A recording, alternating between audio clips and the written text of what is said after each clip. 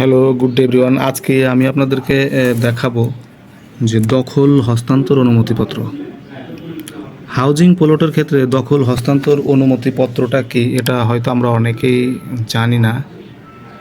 এই ক্ষেত্রে যেটা জানতে হবে যে হাউজিং প্লটটা আসলে যেটা সরকারিভাবে নেওয়া হয়, সরকারের কাছ থেকে এটা বরাদ্দ নেওয়া হয়।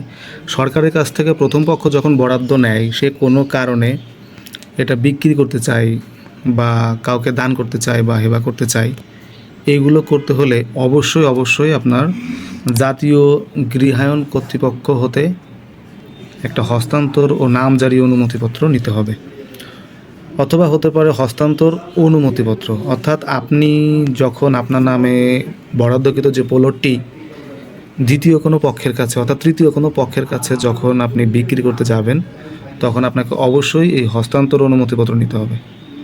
হস্তান্তর অনুমতিপত্র যদি আপনি না নেন, তাহলে ওটা অনেকটাই আসলে আইনগতভাবে অবৈধ বলে ঘোষণা হতে পারে। ভিউয়ার্স, যারা আমার এই হস্তান্তর অনুমতিপত্রটা দেখছেন, যারা হাউজিংয়ের প্লট অর্থাৎ বাংলাদেশের যে কোনো জায়গায় সরকারি হাউজিংয়ের প্লট যদি বেচাকেনা করতে চান, তাহলে অবশ্যই এটা যাচাই করে নেবেন যে হস্তান্তর অনুমতিপত্র নেওয়ার পরে ওই প্লটটি আপনার কাছে বিক্রি হচ্ছে কিনা। এই বিষয়টি খুবই গুরুত্বপূর্ণ।